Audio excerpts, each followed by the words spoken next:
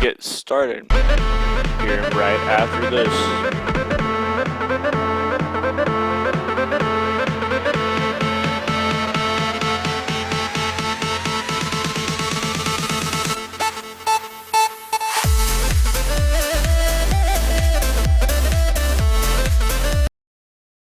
Alright, so here we go. A lot of things to talk about here. Of course, the early games and also the basketball AP's Top 25. Let me get that up for you guys right now for sure. Here, as we have, of course, and let me just name out the top 10, or you can see them right on your screen, of course, as we have the Gonzaga Bulldogs as the 10th team, which I do not agree with. Of course, the AP polls will be updated this Tuesday, if I'm not mistaken.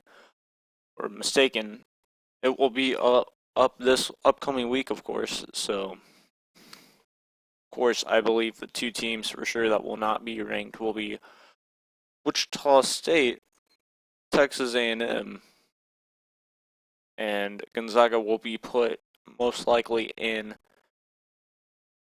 17th or so, because Notre Dame, I believe, yes, they did lose to Monmouth, but they did win two games, or at least one game, and they will most likely win against Alabama, because Alabama is not a great basketball school. Either way, going on, Kentucky, of course, is number one. They have the number one ranked team in the nation, by far the number one ranked recruiting staff, and just the number one head coach in here. And either way, for them to be not number one, of course, last year, I believe, yes, last year they went undefeated and only came up short in the Final Four, of course, right before then, knocking off Notre Dame in the Elite Eight, which was a huge, huge game for everybody that was watching. Very fun game to watch. Either way, going on, of course, that was last year, but going on, Maryland, number two, they have turned their program right around by this one guy, Mark Turgeon, a better recruiter than he was when he was at Texas A&M University, for sure, because again, Texas A&M just, they were good, but not great at recruiting back then. And it all started with this guy, of course, and Maryland, their basketball school, they're taking off once again. Third, of course, Michigan State, 6-0 overall. They're doing really well with just how they are playing, for sure. They have made it to the Elite Eight, I believe, 3 out of the last 4 years or something like that. Of course, the tournament, they've made it for close to 3, maybe 4 straight years, something like that. Either way, really good school. Look out for them come March. Either way, right now they are playing really well, of course, against Eastern Michigan. Boston College was their biggest defeat so far, if I had to guess, and Boise State, I guess that game came up just a little close. But considering the fact that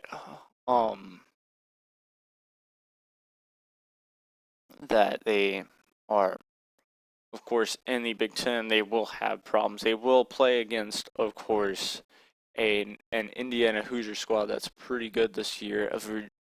Maybe a Virginia squad. Of course, Virginia's in the ACC, but you know what I mean pretty much here. The ACC, though, let me just talk about them because it seems to be stuck with me. They have Duke, Villanova, North Carolina, and of course Virginia has to play against all those teams, considering a Notre Dame squad that's really good, even though that they've already lost, but they have won their last game. So it does not look bad for them to not be ranked. Xavier, of course, they've been a really good squad for the past year, but they need to play better basketball than they have been, of course, if they want to be looked at well, if you know what I mean, in the conference, Arizona, another good school there. They have made it to the tournament for their last three years that they've been in there. Gonzaga, again, really good team. Of course, Gonzaga lost to Texas A&M University by 1 point. So that was a huge game. They lost to Texas A&M 62-61. Really close game, really fun to watch. And that's why, if we go back, Texas A&M, that's why they are also as well 6-1. Texas A&M, Coach Kennedy has changed their program, of course, from being an okay squad to a really good squad by just recruitment. They have a lot better freshmen, a lot more mature players, just over and over again. Really good team. Of course, they don't have a lot of big men, but they have a lot of people that can shoot. They know how to pass the ball around. They know how to work the perimeter. They know how to work their plays. They are a much more mature team than they were 2 years ago for sure. And then, of course, coming off of last year in the NIT tournament that they got knocked out in, I believe, the second or third round. Shows you how much they have improved here. And again, for Iowa State to be fourth right now is not a shocker considering who they are playing against. They're just played against bad teams. It's okay there.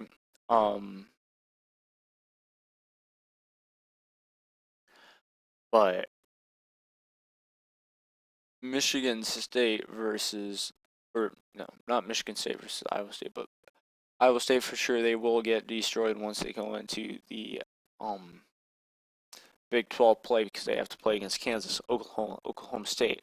Of course, those teams are decent, but maybe if Raleigh, if I'm wrong, Iowa State might actually be a good team. I have not been able to keep up with that one team, Iowa State, but I have noticed about Kansas, Duke, Oklahoma, Villanova, North Carolina, and for sure Gonzaga. Arizona, I have kept up with them just a bit this year, and Indiana for sure. Losing to, of course, Wake Forest. How could you not miss that game?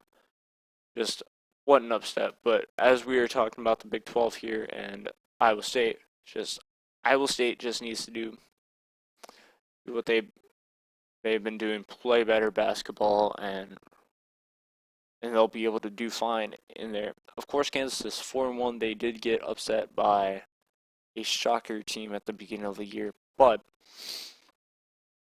coming back to what I said, that does not matter what it has to be. Just go into one season. Either way, going back, Notre Dame, a really good team, and yeah, a lot more to talk about there. You can see the scores right now. Cincy is up 57-56 against George Washington. George Washington, another team. They might actually be a big shocker to the NCAA tournament if they're able to win almost every single game since they don't really have a good conference. But I can tell you this, if they don't win every game, they will win NIT for sure if they end up going there.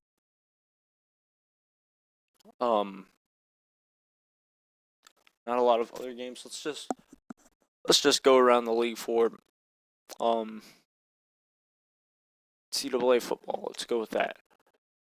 As there are some games that are in the second half or second quarter.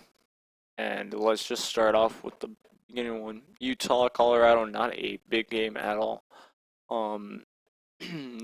Northwestern, of course, defeating the Illini or Illinois 21-7. Really good team this year. Northwestern has just shocked the world. They were doing pretty well at the beginning of the season. They won their first game. They won against Stanford, which was a huge win for them. It's a huge school to beat at the same time, but just another defending win. Penn State, of course, 20-3, and of course, this is all brought to you by CBS Sports. Very good team, or very good for there. UNC,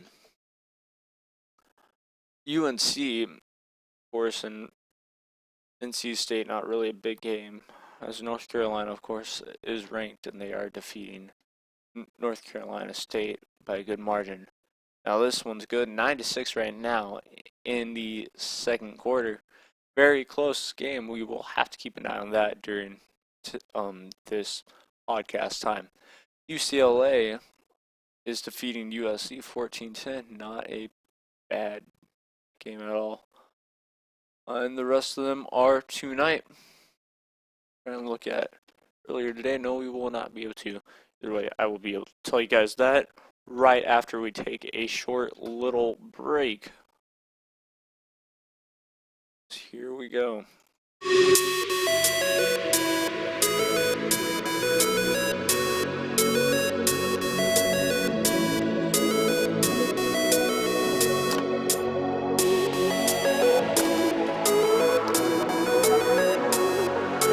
A lot more to come after the break. We are going to be talking about more college football and, of course, getting in some Formula One racing for tomorrow, and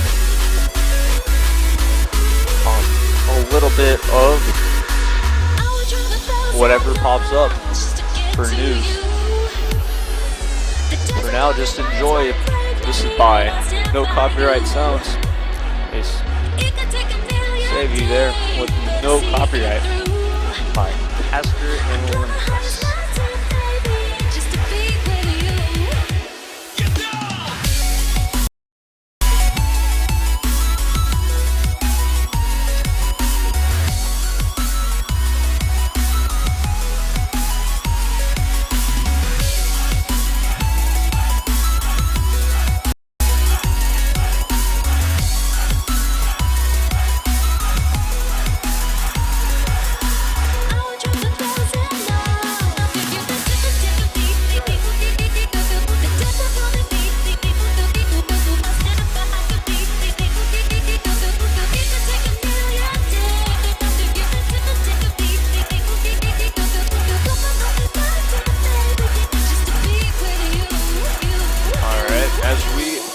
Are back here live. We're just going to talk more about some college football. Of course, that's brought to you by No Copyright Sounds. Go check them out. And yep, very good team for sure. Going on to what we were talking about here, is there were some big games. For sure. Let's see for the first game. Of course, let's just talk about last night's game first. TCU versus Baylor. TCU is at home. It is one of the worst games that you could ever attend to, except for the excitement of the football game. 30-degree weather, 25-degree or low 20s wind chill, with pouring rain for most of the game, not considering the lightning delay that they had.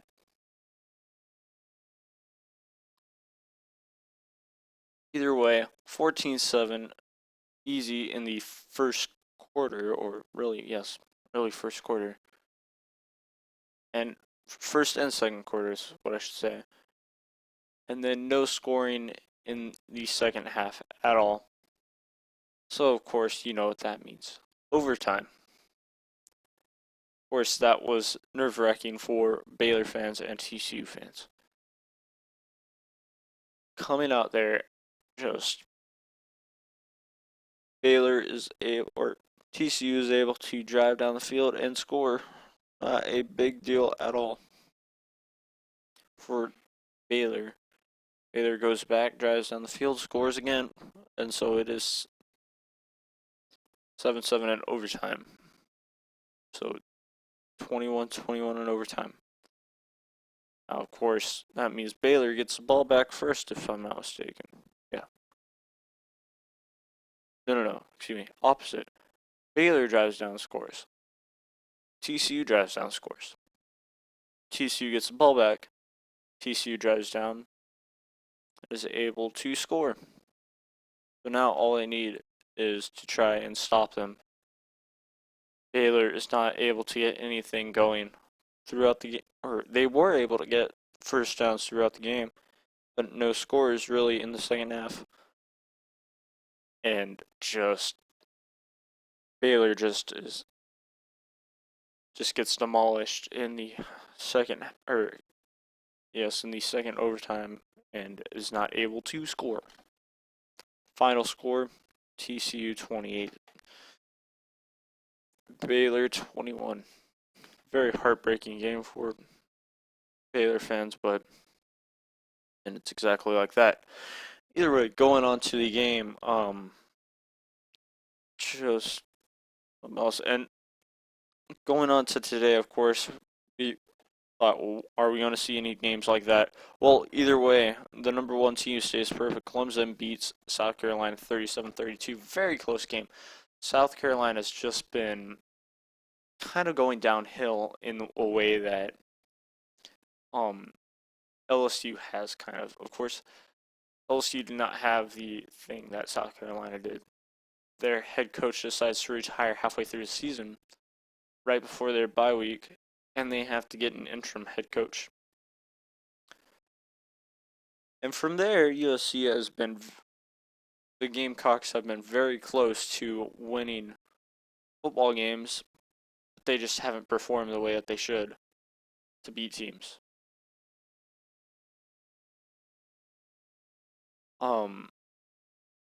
South Carolina, they just cannot defend the run game at all, and as much as they try to, they just can't. But either way, to lose 37-32 is a very close shocker. It was, I believe, 37-28 before, so, or no, it was something like that at the time, and, 37-27. I don't know. Either way, it seemed like a good game, but, yeah. Just not close enough for South Carolina. Of course, Ohio State, though, demolishes Michigan by a good score of 42-13 on the road. Just to let you know, yes, Ohio State was on the road versus Michigan. And with Michigan's talent, they have a great head coach, of course. Their whole stadium was, of course, filled. Very, very good game in the first quarter and first half. Just the Ohio State Buckeyes just demolished them this time. Last week against Michigan State at home, they could not really run the ball. They were only able to get about 130 plus yards last week total, or at least for their run game. Now, Ohio State, just now, they run for a season high, of course. 369 yards, 214 of those became Ezekiel Elliott's yards, of course, which is just nutty for a guy like that in a college football game to run that much, considering how bad they were last week. That could have been their total yards right there, 214, if they had played the same this week. Maybe, of course, a little bit better, but it's just true like that. Of course, again, going on for any other games, not really, but again, we can talk about these. Florida is playing Florida State tonight. Kentucky played Louisville. Of course, that game wasn't really big. Georgia, I believe, beat Georgia Tech. I do not know the final score of that game right at this second, but maybe I will be able to pop up the college football scores. And I will. So let's just go with the full NCAA college football scoreboard.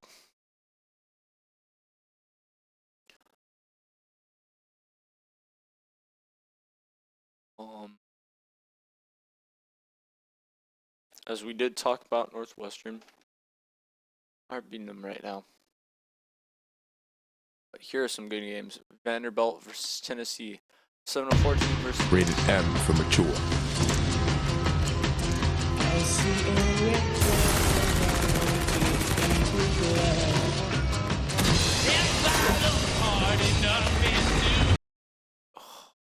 I do apologize for that. You got C sponsors. Oh well, 3 sponsors for IHOP.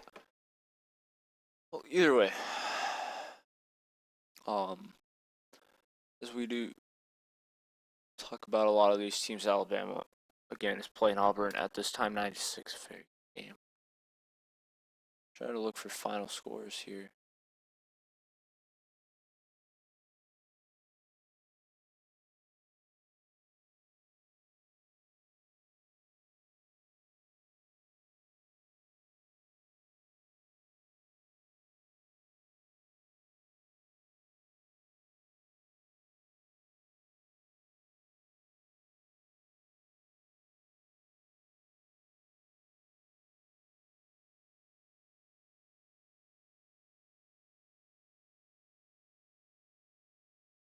But yeah, either way, very good thing. I think I will actually end it. Let's try to end it on a high here. My predictions for a lot of these games will be good. Sure, LSU versus A&M. This is one game that I'd really like to talk about right before I end. LSU, of course, the biggest story for them is Les Miles leaving after this game because let's just give him this. Think about it this way: if you put you in his shoes, they were in second place 4 weeks ago before playing against Alabama. They're 8-0 going into that game, and then they just get blown out of the water. Just head into reality, really, that their team is terrible because of how badly they got creamed by Alabama.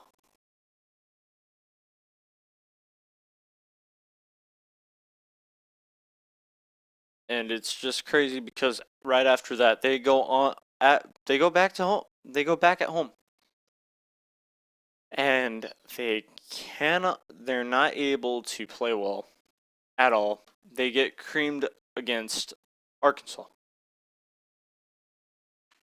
at home against a pretty bad Arkansas team, but at the same time a pretty good Arkansas team, considering that Arkansas had just come off their biggest road win of their season right before beating LSU, their rivals.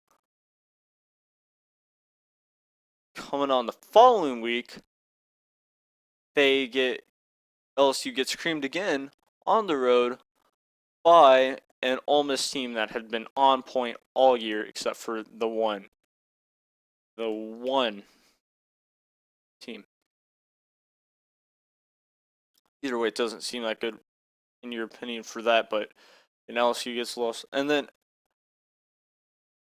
coming this week, playing against Texas A&M, of course, there's rumors like this is going to be his last year. There's no doubt that this might be his last year playing against, or just being a head coach of Louisiana State University. And if you just think about that, it's just unbelievably something else playing against, of course, and now playing against LSU or playing against A&M. He made that official, of course, yesterday when the news broke out that he told his team, he told, of course, the whole board and the other people that this is going to be my last year. This is going to be my last year as a head coach for Louisiana State University because of this. He did not get fired, so we have not heard that he did not get fired at least. Of course, if he had lost that game, he was going to get fired either way. But either way, for them to lose 4 straight would be something else to end a season. Texas A&M last year lost 3 straight. They had lost 2 straight this year, but you don't see Kevin Sumlin giving up on that team. It's like Les Miles seriously giving up on a team. It's pretty weird hearing that from Les Miles. And to me and to everybody else for sure, it would be a dumb move. But whatever. It's better for A&M. Now he'll be thinking about his last game there or just thinking about that. Either way, coming into this game tonight at 6:30 p.m. Central Time, 7:30 p.m. Eastern, A&M is going to have to play lights out defense. Of course, A&M will be wearing their all black jerseys against LSU's team, which they'll be wearing a bright purple or a bright yellow, or maybe even a bright white. But A&M has to play lights out defense, and Kyle Allen or Kyler Murray or someone, they will just have to play their best game that they have all night, of course, or all year, excuse me, because this is going to be a defensive showdown at some point of the game where A&M is just going to have to play lights out defense. Same with LSU. LSU, of course, they've been pretty good at defense, not considering the last 3 weeks that they played. But A&M, they're able to play really good defense and able to play really good offense at the same time. Of course, Trey Carson as a running back, that's another key player if you use him correctly. Same thing with Christian Kirk. Put Christian Kirk behind as punt returner would make a huge difference. Of course, the number one person to look out for is Myles Garrett on defense. Myles Garrett is something else. He can jump off the line and get you in seconds. And just, that's what you need for a game like that. Either way, it just all comes down to that. You need to be careful on the defensive. You need to be careful on the offensive side for A&M right now. That's all I'm worried. That's all really anybody should be worried about is their offense and their offensive side. Speedy Noyle has to learn how to play a wide receiver if he wants to be a wide receiver. Right now, he's looking like a bench player to me, staying on the bench just as a Division I bench warmer. He is a talented young man, I can give you that, but he does not know how to play wide receiver, and we have Christian Kirk at the back to return. Speedy Noyle does not know how to return punts or kicks. He is not a great kick returner as well. He is still nervous when he gets out there and tries to return because he does not know how to get tackled. A lot of that just A&M really just has to be careful on offense and make smart decisions come to that game. Well, either way, it's been a pleasure talking about sports with you guys.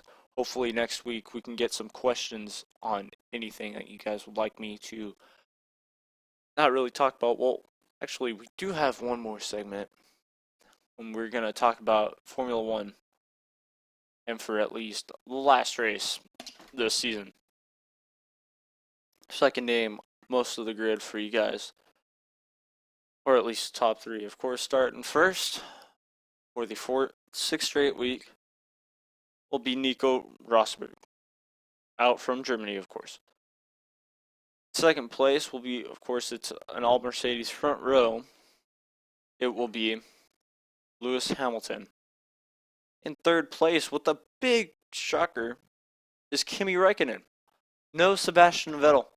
Kimi Räikkönen. Kimi Räikkönen seemed fast all weekend and made it paid off. He's in third place starting off, and of course that first turn will be pretty close, but he should be able to step out into the lead. Fourth place, a big shock to everybody as well. Sergio Perez. Fifth place. Actually did not know, but his teammate, Sergio Perez's teammate, is starting in 8th place or 10th place. Kind of a big difference. Sebastian Vettel starting in 11th place for the start of this race, so it will be a shock. Sebastian Vettel is going off on a downslope this year so far, but should be interesting. Of course, we can give you this credit. Lewis Hamilton has won the World Championship already, and he did it in Austin, Texas. Of course, Abu Dhabi, what a phenomenal racing circuit to just race at. I mean, it's just phenomenal to watch a race.